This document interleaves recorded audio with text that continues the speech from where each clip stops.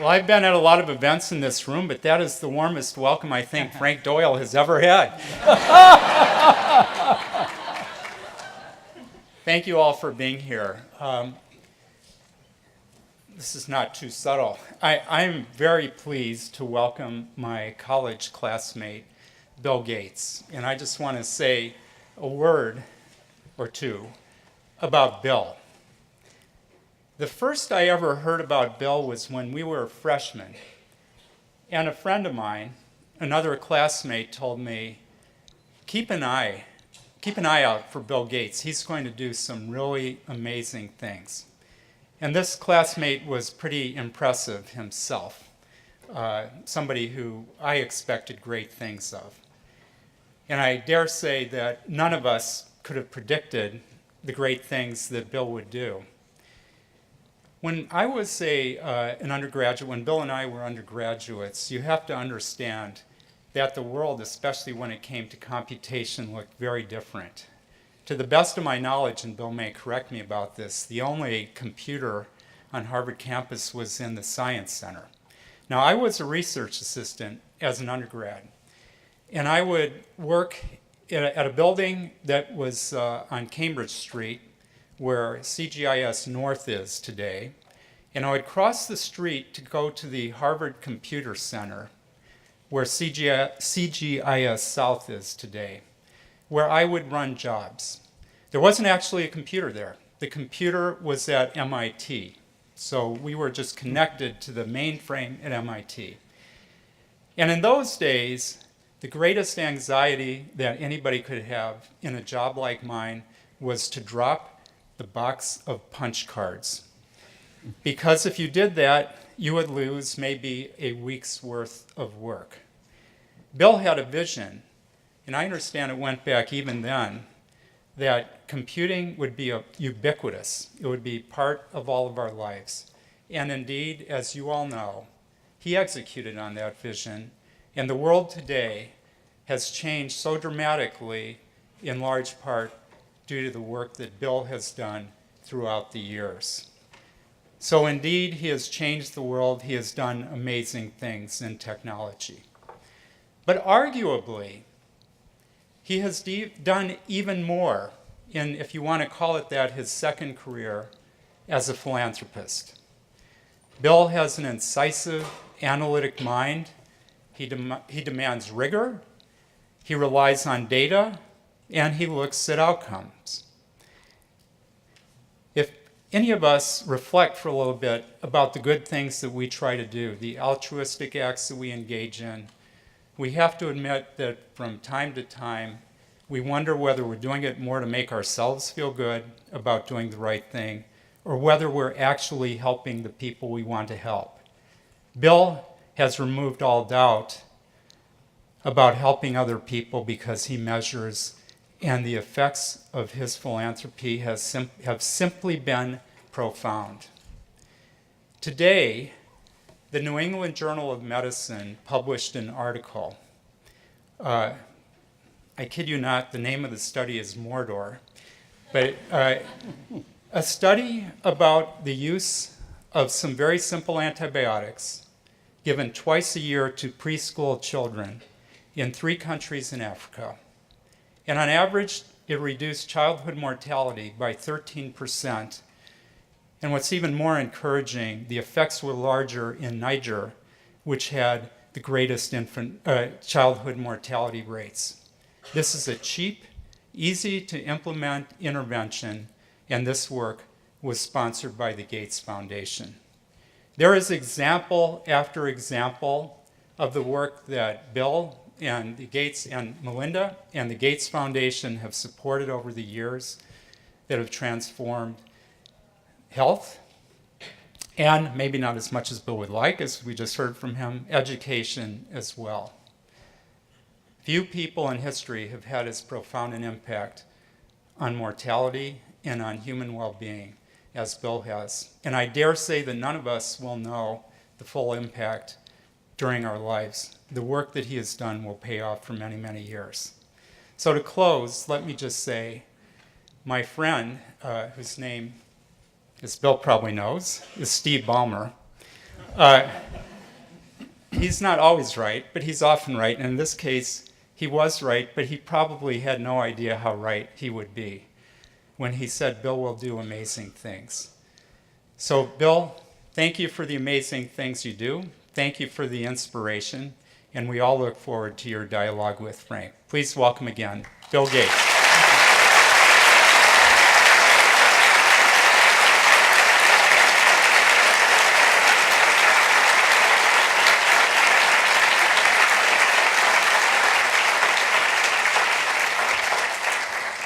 Bill, it's terrific to welcome you back here to Harvard. I'm hoping you can explain this piece of paper that's projected up on the screen here.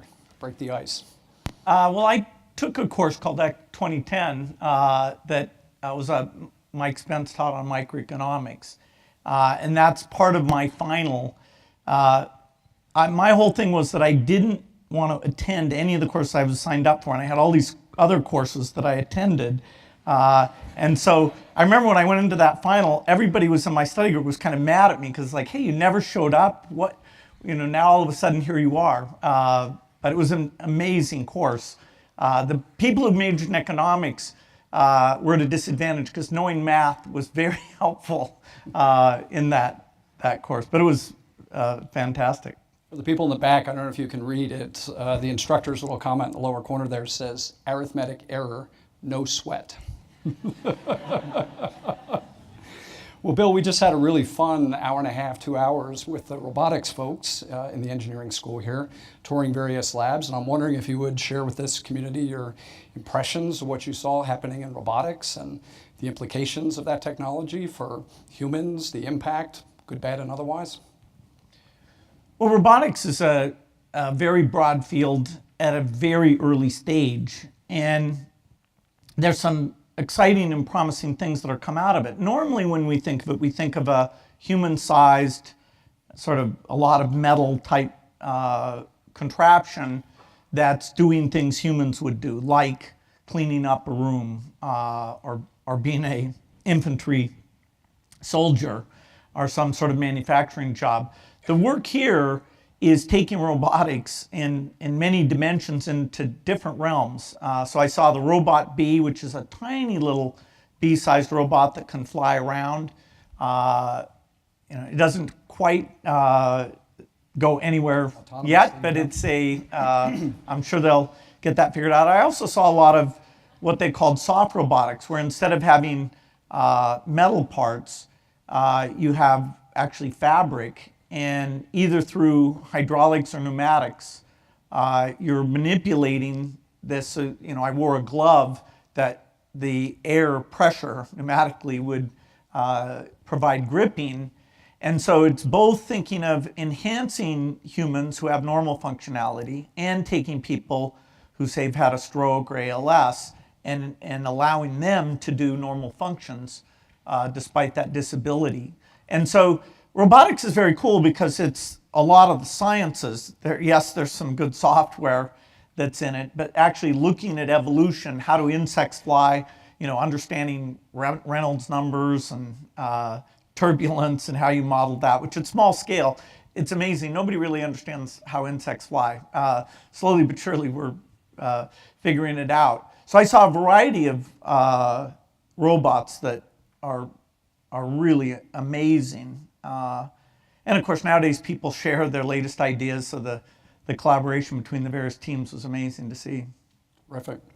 Well, as I was preparing for this, I went back and I found one of your former professors who's still on the faculty, Harry Lewis, in computer science, to try to get some insight into your character back in the day when the picture we saw earlier was a reflection. And one of the things Harry recalled was you had this voracious appetite for reading.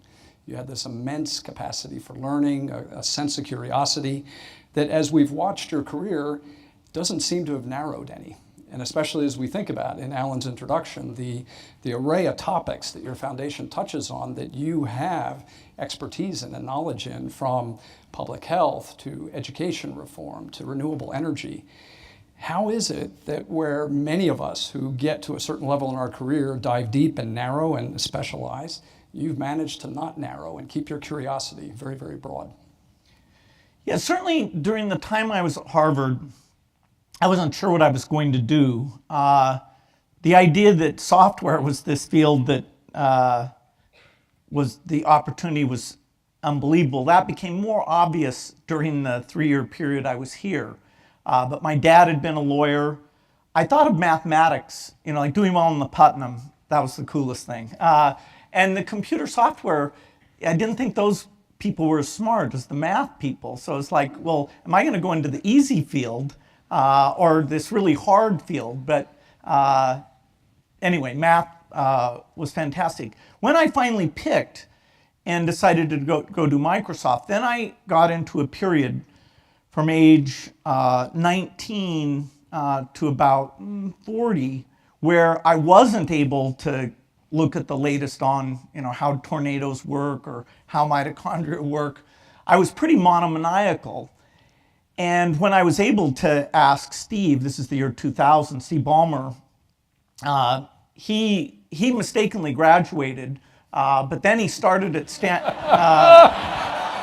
well, I was trying to hire him, but his parents told him you're supposed to graduate, which was fine. But then he started at Stanford Business School, and he was in his first year, and I thought, oh, this is perfect. I'll get him to drop out of Stanford Business School. So in a certain sense, he is a dropout. And he was very key to the success of Microsoft. I mean, he knew a lot of things. But during that period, I didn't get to do much. At Harvard, I took all these courses because it was just so amazing that people were interested in talking about them. And I have to say, I never went to a lecture during reading period or anything because the courses that I was actually signed up for, I finally started to work on those. So I was in Hillel the minute it would open to the minute it would close during reading period, trying to catch up on that other set of courses. So people say I'm a dropout, which is literally true, but because I like college courses, the online college courses, there's a company called The Learning Company that I buy tons and tons of their stuff, and I do at least 4 or 5 courses a year. In a sense, I like going to college more than anyone. So I've sort of made sure my job, certainly post-Microsoft, that I get to spend my time meeting with scientists, learning new things, seeing what the hard problems are, in some cases giving money to people to take on those very, very hard problems. So knowing you have such a passion for education reform, and you touched on MOOCs, what's your vision of how MOOCs will or will not transform education? There have been a lot of prophecies about the doom of universities as we know it, and that mercifully has not come to pass. But what are your thoughts about where MOOCs are going to fit in, whether at the K through 12 level or at the higher level? Well, education is essentially a social construct. It's not that the universities have secret knowledge that only they have available. I took, these numbers won't make any sense anymore, but the hardest freshman math class was called Math 55. I assume it's not called that anymore, but it was a group of it was a group of 80 people whose personal positioning was they were the best person at math that they had ever met. So there were 79 frauds. One person who really was the best at math. The guy who came in first in the class is a lawyer in New York now. The guy who came in second is a professor of chaos theory at Princeton. And then I came in third. So I knew, okay, math, geez, that's interesting. Anyway, I didn't take Physics 55, but I read the Feynman book. And so if you're motivated, seriously, you don't have to take a course. The Feynman book, if you're hardcore, just read the Feynman book, do the problems. You want to learn to do software? Read The Art of Computer Programming. Good luck doing the problems, but anyone that's rated 30 or harder is like super hard to do. And so a MOOC, in a sense, doesn't change what counts. It's always been in the textbook, but the percentage of students who just buy textbooks and read them and know the subject is vanishingly small. You kind of have to have this thing where a bunch of kids all come at the same time. And if you don't study, you're going to get a bad grade and your parents may not like that. You have to create all these social things in order for people to get into this mode of hyper concentrating and actually understanding, why should I concentrate? You know, if I'm a high school student, they put X's and Y's up on the board. How does that relate to my life? Now, if you understood that being good at math lets you get a good job, travel the world, you might say, okay, it does relate to me, but that's a very indirect thing, and the kind of discipline to care about that, to concentrate, that's what's missing. And so MOOCs, to the degree that it's easier to take a MOOC than it is to read a textbook, yeah, that's nice. It's a little bit interactive, there's a video. That's partly why I like the Learning Company, like all their economics. There's a guy named Timothy Taylor who has 5 courses on economics. I super recommend. And you learn to like him and his way of explaining things. So a MOOC is a slightly more digestible form of learning, but it doesn't take, particularly for somebody at a young age, it in no way changes this question of why should people engage in that learning, and how do you create the environment and the sense of achievement and the sense of capability that sitting in there and looking at X's and Y's and manipulating them seems like a smart thing to do. Yeah, terrific insights. Well, Bill, let me ask you to kind of reflect back to when you were the age of the folks in the room here, 20 or so. With the experience that you've accumulated since that time, we've got a bunch of incredibly smart, ambitious, creative folks in the room here who are going to be the future doers and makers and influencers. What advice would you impart based upon your recollection of when you were sitting in this seat at that age? Well, I think it's, if anything, a more interesting time to be lucky enough to be a student at Harvard.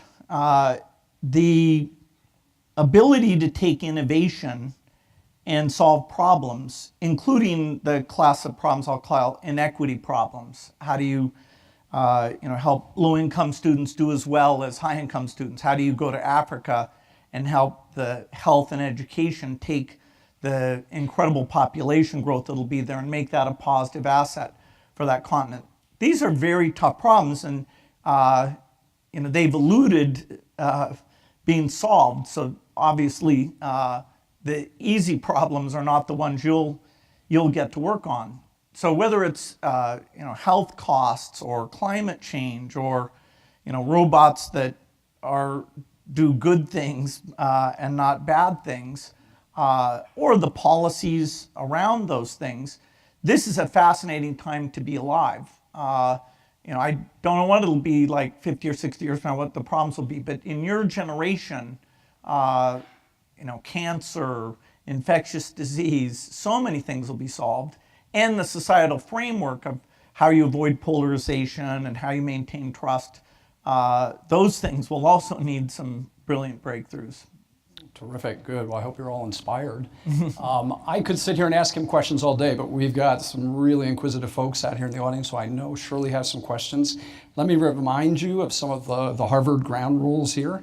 So first of all, introduce yourself, say what school or what concentration you're coming from. Second, keep your question brief.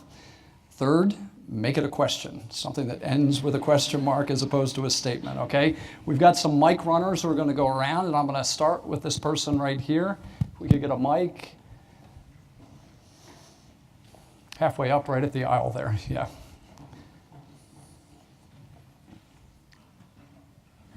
Thank you very much, Mr. Gates. So I'm a 3L at Harvard Law School, and my name is David Liu. I'm from China. So I also went to University of Washington for my graduate study. I got my PhD there. So my question is, so University of Washington is a great public school, and you and Mr. Paul Allen helped the school so much. To be honest, in the US, the public schools have a hard time competing with private schools, especially for undergraduate study. So I wonder how you see this problem, and is there going to be any change in the future? So that's my question. Thank you very much. Yeah, our foundation has 2 things that we work on. One, which is global in nature, is improving health, and we now complement that with agriculture and a few other things. And then here in the US, about 20% of what we do is US education. So we did a thing called the Millennium Scholarship, which was 20,000 diverse kids who got scholarships. But a lot of what we do is try to be the R&D funding. You can look at industry by industry, pharmaceutical, software, and say, okay, how much do they work on their next breakthrough? If you a priori thought, okay, what are the returns to society, you'd probably want education to have the highest R&D percentage. In fact, it effectively has a 0% R&D. Public schools don't do R&D, Department of Education essentially doesn't. There's a little bit of money. So we thought, okay, that's a market failure, a systems failure. We can go in, and there's a professor here, Tom Kane, who we supported a lot. He came to us early on and said, hey, there are some teachers who are super good, and if you could just move people, the average teacher, to be at the boundary of the top quartile, then US education would be as good as Singapore, which is Singapore, Korea, and Shanghai are the 3 best in the world. And so that was very intriguing. So we went around and did 20,000 hours of video of the really good teachers, and then we did 20,000 hours of the other teachers, and compared and learned a lot about how good teachers interact. They were way more interactive with their class than the others. And we thought, okay, we'll put this online. People will watch this. They'll all learn how to teach like those people. Well, so far we haven't managed to move the needle on that in a big way. But we're working hard. There are very good schools, magnet schools that sort of cheat by picking their student body. There are charter schools that even in the inner city, some of them like KIPP do extremely well by creating a culture. And the cost of those schools is not as high as the nearby public school, which can often have 50% type dropout rates. So at the micro level, it feels like we understand some tactics. Some of the tactics involve the use of computers and software, but that's less profound than you might think at the early grades, because it's all about this motivational stuff and just computerizing it. A little bit in math, you can get to somebody's level, and therefore they're feeling more positive feedback. So that is working, but that's not the whole equation. So, education, we're spending $800 million a year, and our goal, which was to move the average quality of U.S. education up into that top 3, we have no noticeable impact after almost 20 years of working in that space. But we're committed. We're going to keep doing it. Frustratingly inertial system, yeah. So there was a hand up here earlier, the young lady in the black sweater there, black shirt. Hi, I'm Danica Gutierrez. I am a sophomore at the college studying economics, and I am a Gates Millennium Scholar. Oh, congratulations. And I just, thank you. I just wanted to personally thank you for supporting my education and the ambitions of other students like me. And my question for you is, what is something that you regret doing or maybe not doing while you were here at Harvard? Thank you. Well, I wish I'd been more sociable. I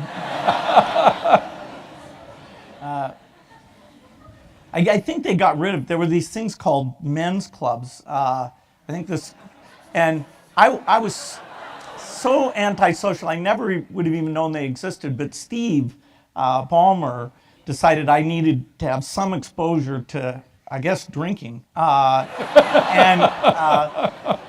So he got me punched for the Fox Club, so I'd go to those events, and that was highly educational.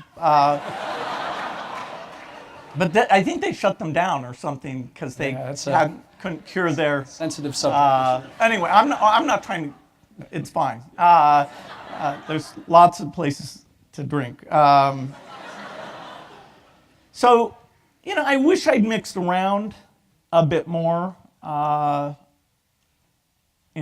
just, it was a fun time though, because, you had people around you could talk to 24 hours a day. And, the classes were so interesting and they fed you. I lived up at Courier because you could get hamburger for every meal. You could have a hamburger for breakfast, for lunch, for dinner. And the male-female ratio was 1-to-1, which that was an unusual thing. at the time. It didn't help me, but it was a visual improvement for me. So yeah, I wish I'd gotten to know more people. I was just so into being good at the classes and taking lots of classes. It worked out in the end. But I missed a lot of, well, I never went to a football game or a basketball game or whatever other sports teams Harvard We might happen to have. just a few, right? So maybe from this side of the room this time, right over here. Hi, my name is Angelina Yee. I'm from Sycamore, Illinois, and I'm a sophomore at the college. So, as someone as famous and as has done so much in society outside of your family, I was wondering what is something that you're most proud of and you feel like is your biggest accomplishment? Well, in work, the Microsoft work, I'm very proud of the magic of software and how software is empowering people. At the foundation, the fact that we took a field of helping, the poorer countries, the developing countries, really improve their health systems in a dramatic way. I'd say the statistic that I'd be most proud of is that when we got started, there were 11 million children a year under the age of 5 would die every year. And now that number has been cut more than in half. So it's a little over 5 million now. And that's because we've gotten new vaccines and drugs out in India, Africa, all of these developing countries. And so, having it be in half, that's pretty amazing. And we did not expect to do that. I thought improving the U.S. education system would be way easier than that. We're on a path by 2030 to cut it in half again. So it'll go to less than 2.5 million, which will mean that only at that point, only about 2% of children will die before the age of 5, which that's pretty incredible because for a variety of factors, it's hard even for a rich country to get much below 1%. So it means the risk of death in a poor country is only about a factor of 2 higher. There are a few places left in the world where 15% of the kids die. That's sort of Central Africa, including northern Nigeria. Historically, before medicine came along, that number was about 35%, no matter what your wealth was. But then as countries got richer, you got this huge gap, particularly because you had diseases like malaria that nobody, once the rich world solved their malaria problem, then there was $0 going into it. There was no market incentive if it's only very poor people who have a disease. So, so I hope that, so I feel good about where we are. I hope that we get polio done. We're very close. That would be a big day to have polio be fully eradicated.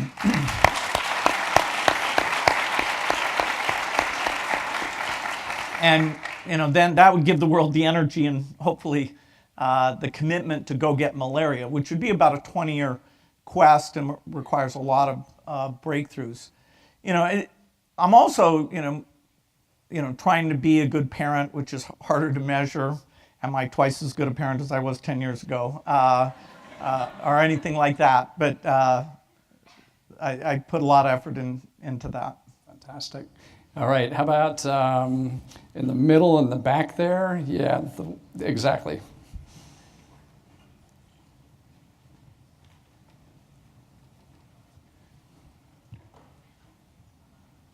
Hi, my name is Shanti Scott Norman.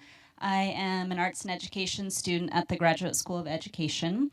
I'm a middle school art teacher, and I commend you for the work that you do in public education, and I'm curious to know about your thoughts on teacher pay, especially these days. I don't think I don't think public education is going to get much better if teachers don't get paid more. Yeah, absolutely. The education in the U.S. the way K through 12 is funded is very different than the way higher education is funded. So let me just talk about the biggest part, which is the K through 12.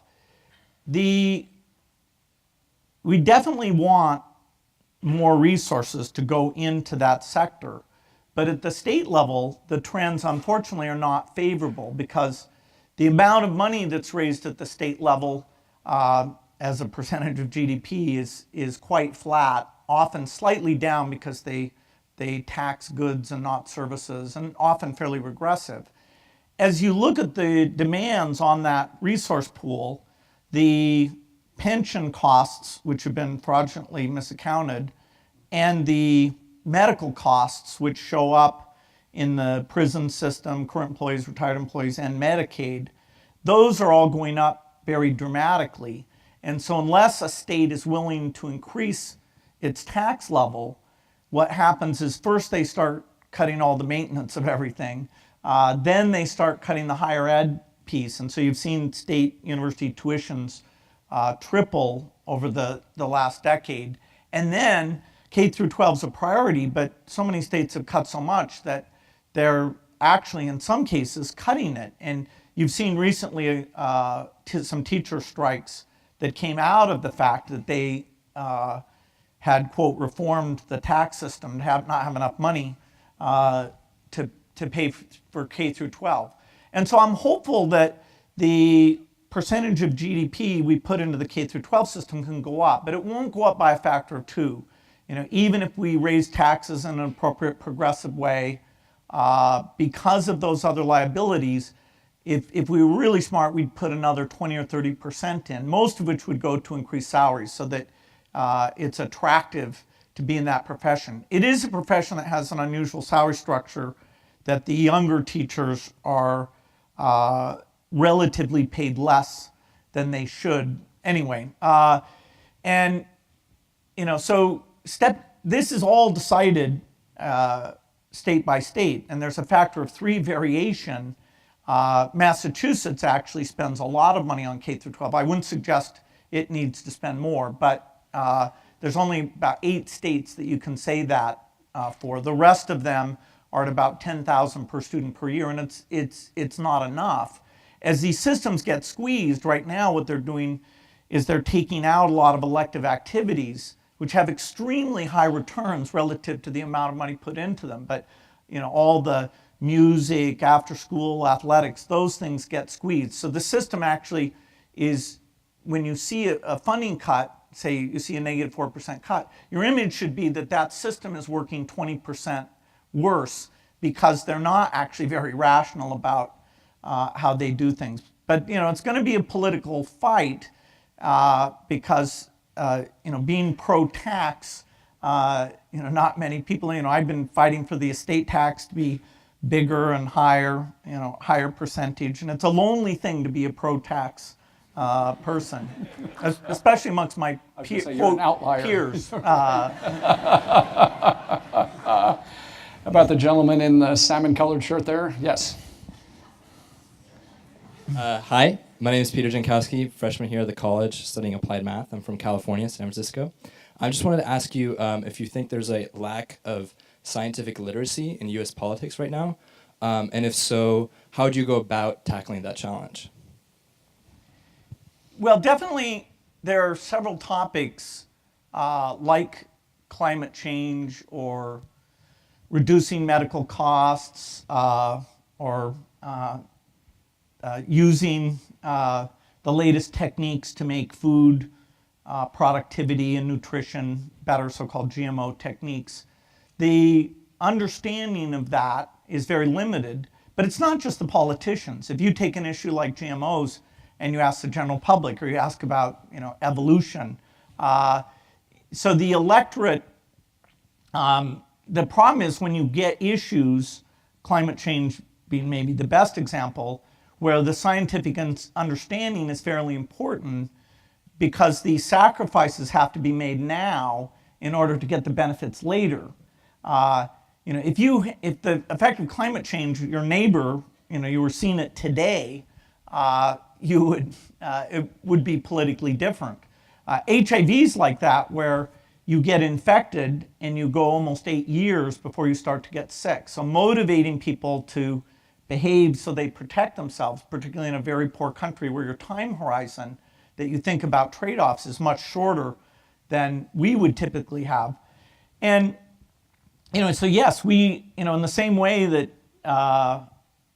the women's movement is doing a great job of identifying candidates, and they have more candidates we're going to run for office in this midterm election cycle than ever before. There's other attributes like being good at managing things and understanding science, and we don't need half the politicians, but enough. And if they can specialize and push in those areas. So it's the anti-science that's a problem. It's not. There was a book that was written called Physics for Future Presidents, and it's great. Explains why fear of radiation is kind of insane, and why getting rid of gasoline because it's so energy dense is a lot harder than we might think.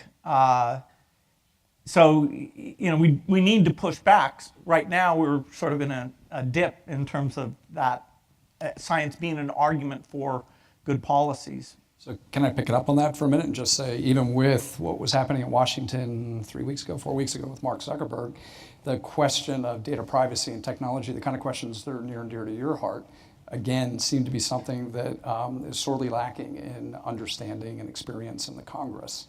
How do we close that gap? I realize we're not going to train a bunch of computer scientists to be elected officers, but how can we bridge the divide between the current state of knowledge and what they really should know to do effective regulation?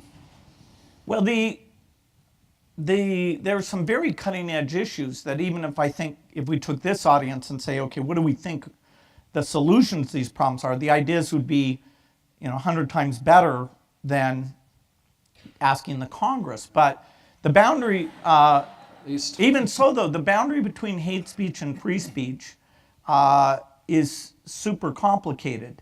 The idea that people like to listen to things that are agreeable to them, even if they're not true, that reinforce their biases, and that society is becoming more polarized in terms of what we read, where we live, and that digital tools are sort of the ultimate accelerator of this polarization. And so what do? Do you force people to see things they disagree with? Should Facebook sign up to the, hey, 25% of articles will piss you off pledge, so that we're reading the same headlines and that we can see that some of the facts are not facts? I think those are super tough things. It was kind of nice for Mark that at least a few of the questions were malformed enough that he get a little bit of a break. Refreshing way of looking at it. But if we swing back here, maybe down near the front with the HLS jacket. Can we get a mic right over down front in the middle here?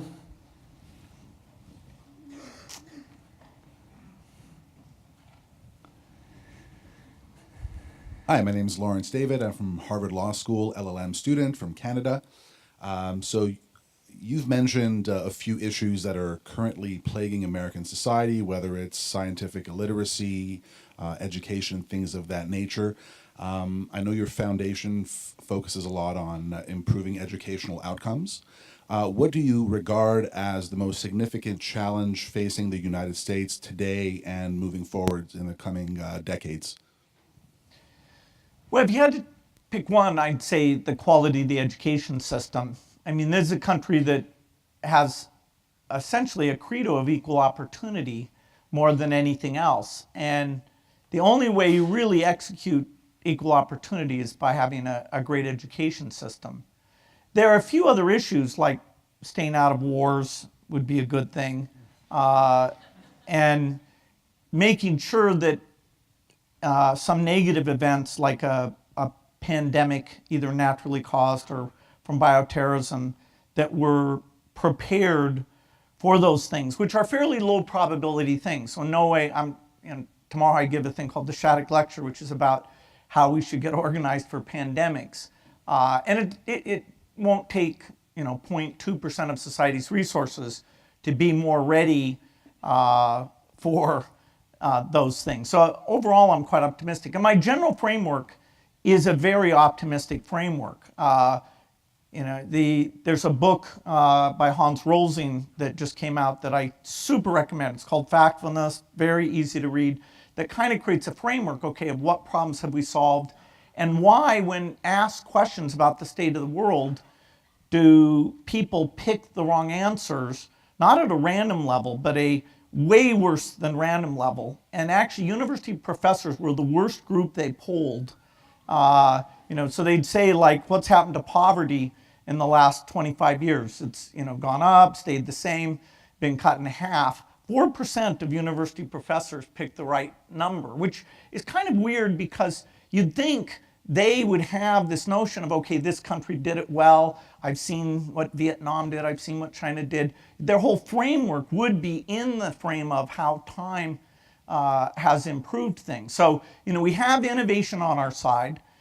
The US has one problem, that it won't be as unique a country in the future. This 5% of people in terms of political power and scientific discovery won't be as much at the center as the other 95%, which is a good thing by most ways of looking at it. But getting us used to the fact that we're in a multilateral world, particularly given current attitudes, is an adjustment problem. But education, if I had a wand, for the world, I'd fix malnutrition, and a wand for the US, I'd fix education.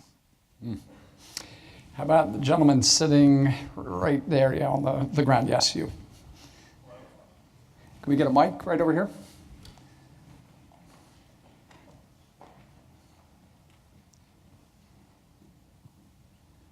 Hello, I'm Michael Chang. I'm a junior at the college studying physics and electrical engineering. And I admire you because you did what you love, you seized the right opportunities, and you gave back to society when you succeeded. So my question for you is, besides dropping out of Harvard, what were some of the best things that you did looking back, and what at the time made you think of doing these things? Well, I've been, so lucky in terms of my progression.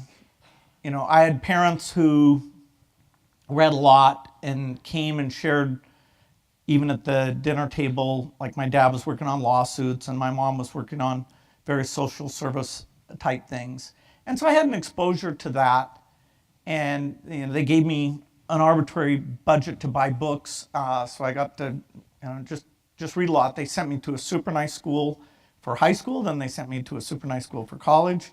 And they basically paid for it. The idea that computers were going to be a change agent, I was lucky enough to meet Paul Allen, and early on we brainstormed about this idea of the chip, and the chip changed the rules. I mean, most things don't get a million times better, not engine efficiency or most things have theoretical minimums. Computation is something that we're not even close to the theoretical minimum, and yet we've improved so much. So seeing that was going to come, and weirdly, that most people didn't see that was going to come. So, even people at IBM were still thinking in terms of big computers. Now all the software and service-driven companies are worth even more than IBM. When I was growing up, IBM was the monolith, and it was always, okay, are we going to beat them? Are we going to join them? Those bastards. Actually, they were very nice people, but we always thought of them. And they sort of stood for these big computers that only big companies and governments could get the benefit for. So actually, we played off of that to have this power to the people, personal computing type thing. Of course, now we're a big company, and somebody can play off of us. It's hard to say what the ventures are. I mean, being able to concentrate on something in an extreme way, is that nature? Is it nurture? Maintaining curiosity. A lot of people lose curiosity in their 20s or 30s. So if you hand them a big, thick book, they're like, what? Am I going to read that? I used to tell everybody to read Steven Pinker, but I think, which is, if you want to, it's even as an intellectual framework, even better than Rosling. But I'm afraid a lot of people don't make time to read what's a fairly academic and super profound, both Better Angels of Our Nature and Enlightenment Now. And then, I was born at a time where I can go out and learn all these things.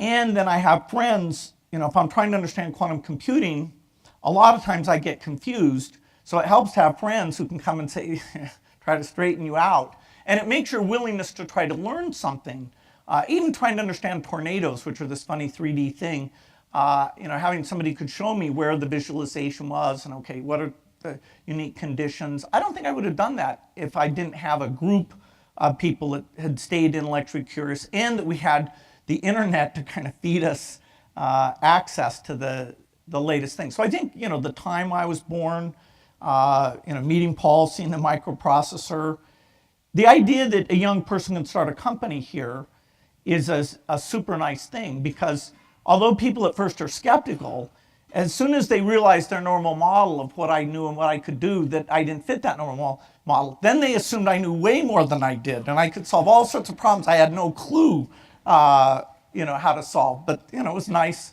that people were kind of agog that we had built this company and done these things from a young age. So I think the culture of America, that almost the American dream type success story, worked out. And then not being in Silicon Valley, but not being far from Silicon Valley, that ended up, I think, working for the company in a great way.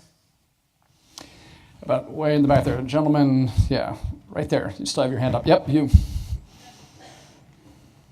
Hey, I'm advancing a 1L at law school, and I was wondering, in your illustrious career, you've had your hands in a lot of things, but also you've been playing to delegate in certain respects, like foundation or Microsoft. So I was wondering, when do you make that decision between, okay, I can't put my full time into this, I need to delegate this to my CTO, or I need to delegate this to somebody about locally? But when is a time when you have delegated something and pulled back, you wish you kind of had more control over that longer? Yeah, if you want to have impact, usually delegation's important. Although, individual contributors in terms of inventing a drug or a new approach to things, that's phenomenal. So when Microsoft first got started, I wrote most of the code, and everybody else's code I read and kind of rewrote. And that got us up to 10 people. And then I had to say to myself, okay, we're going to ship code that I didn't edit. And that was hard for me. But I kind of got over that. Then I still said, okay, I'm going to interview everyone, and I'm going to at least look at samples of their code. Well, that got us up to about 40 people. And that was at a point where I had sold way more software than we could write, because everybody was so impressed. And I thought, well, I need to collect enough money to keep hiring all these people. But the demand was so high that we were actually falling behind. That's when I hired Steve. And Steve figured out, how to control what promises I made to people, and B, how to hire lots of people, and really good people, and create organizations and teams. So I delegated to Steve that, and he was constantly saying to me, okay, we're going to hire programmers that you've never met. And I'd say, no, we're not. And then he would show me numerically that the constraint wasn't going to work.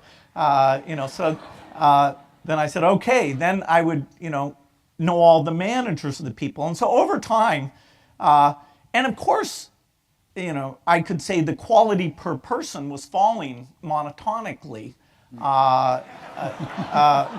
according to me. But large problems, if you want to, write the most popular office productivity software, that one person absolutely can't do that. You can write pretty code. So everyone has to decide what scale of organization they want to work in. Eventually, my role was very much as a leader and a reviewer of managers, but the top people, and I hired some super experienced people, I would make sure they were pursuing a common vision and they were well coordinated. But in terms of a lot of management stuff, they were way better than I was. Now, I had to have the framework to know what mix of skills that we needed and when they were working well enough together. But a lot of my value added was picking, say, to do graphics user interface, or to do an integrated office type thing, or to go global and not use agents to have Microsoft be present all over the world. And so, yeah, picking what you're good at and how you find the other people to fill in those things. That's super important. And most founders aren't able to scale that up and kind of give up the hands-on things that they used to get a lot of pleasure and comfort from. Careful balance. By the way, people are interested in seeing a piece of code. There's a piece of Bill's code from 1975 that adorns the wall in Maxwell Dworkin. So that is a great piece of code. How about over here in the red sweater, about halfway up? Yep.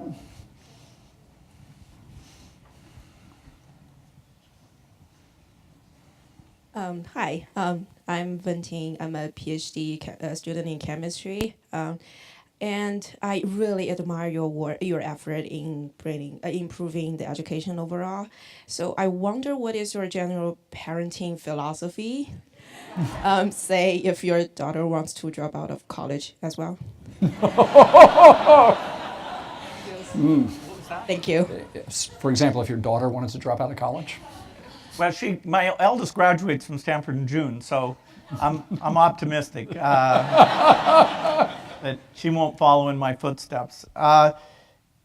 There's a group of writings that all come under the heading Love and Logic, which is my philosophy of parenting. And it's basically a view that no matter what you say, your kid will look at how you deal with the world, and they'll end up dealing with it like you do. And so if you're calm and predictable, you set rules, you enforce those rules in a non-emotional, very straightforward way, then their whole sense of the world is not chaotic. The world can be predictable. If they behave in certain fashions, it'll work out that way. I was not raised that way, so I decided, okay, this is how I'm going to do it. And so far, so good. I have to say, I've delegated 80% of, not delegated, but my wife does 80% of this. And she is way better parent than I am. She's not a perfect love and logic person. So every once in a while, a certain emotional will come into her tone that she just looks at me and she knows I'm like, hey, can you get rid of the emotion? So you can't totally do it. But there's some brilliant books and online courses about this. I think partnering was the word you were looking for. Yeah, absolutely. How about right here, young lady? So can we get a mic over? Okay. Hi, my name is Jaden Brickfield. I'm from Detroit, Michigan, and I'm studying history and science here at college. My question for you is, when you were younger, what did you envision yourself doing when you got older? And also, as you've gone through life, how have you been motivated to make certain changes in the world and help different people, specifically with education? Well, when I was in high school, I thought, hey, I'm a good student, and therefore I should go be like a professor of mathematics. And those are the hardest problems to solve, and I like hard problems, and there's a certain purity to it. And then the computer came along, and it was actually my original partner, Paul Allen, who said to me, oh, you think you're so smart, can you figure out this computer? And I was like, well, yes, I can. It was actually then together, he and I went on this journey that even when I was here at Harvard, he got a job and was out here, and we were brainstorming, and then decided that because we saw in Harvard Square this first kit computer with a microprocessor, it was time to drop out and go really build Microsoft to be the first in that business. So, that idea of being an academic to being a CEO, manager, leader type, that sort of developed over time. Even the idea that Microsoft would be a big company, I never would admit that to myself because I was always so into cost control that I always thought, okay, we'll double in size, but that's it. I didn't want to get ahead of myself that I couldn't pay people someday because we had a lot of customers that would go out of business and not pay us. So that, I didn't want to be, Digital Equipment and Wang are two companies I grew up, thinking those were godlike companies. And Wang went bankrupt fairly early on, even though they had great innovation. Then later, DEC essentially goes bankrupt. And that was the coolest company ever, and boom, it's gone. So at least it does create a model that, hey, things are risky, you better not miss a turn in the road. Then, as Microsoft was becoming super successful, the idea of, okay, what am I going to do with this money? I could spend a little bit on myself, and I could give some to kids and, make sure they got a good education, whatever. But as a percentage, even the maximum of those two outlets, became tiny. And so then it was, okay, what do philanthropists do? And studying Rockefeller and all sorts of people who've done all that stuff, I thought, oh, well, this is interesting. Are there research topics that aren't getting enough money? And that's where I started to learn about global health and realized that, like malaria, nobody was putting any money into malaria. The US Army historically had put money in because troops were exposed to malaria, but then they got these drugs, prophylactic drugs, like methylquine, larium, and so they didn't need to put any more money into it. And so our first 30 million, we became the biggest funder in a disease that kills 1 million children a year at that time. We're down to 400,000 now. So it was a progression, working with Paul Allen in high school, working with Steve Ballmer at Microsoft, then meeting and marrying Melinda. Each of those, were very, very important in getting my mind, shaping whatever abilities I have towards something worthwhile. Terrific. Well, I know the hour is almost up. We've got time for one more question. How about the gentleman here in the white shirt? Yeah. Hi, thank you, Bill, for coming. I really appreciated your letter to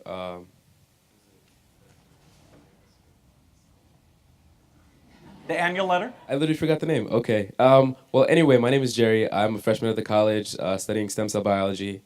And my question to you is, if you suddenly found yourself to be, say, a sophomore in college at Harvard, what do you think you would study, and how do you think you'd spend your time engaging in activities? Well, the thing that you're likely to be world class at is whatever you obsessed over from, say, age 12 to 18.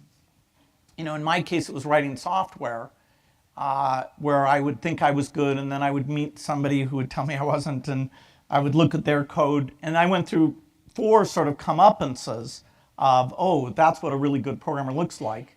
And part of the reason I worshiped Digital Equipment was eventually it was a couple of their very best programmers who came and shared with me how they thought about it, how they did things. And I had studied their code, and there were several people who were so key to my doing that. So today, I would go into software, which today that means going into artificial intelligence.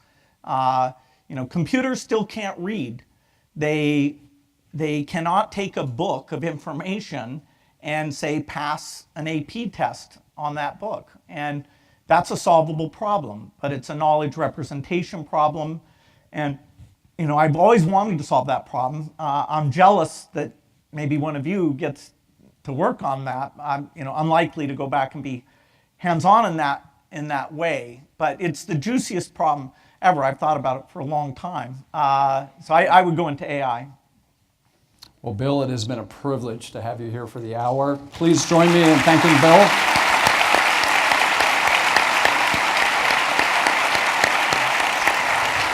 Come back and visit anytime.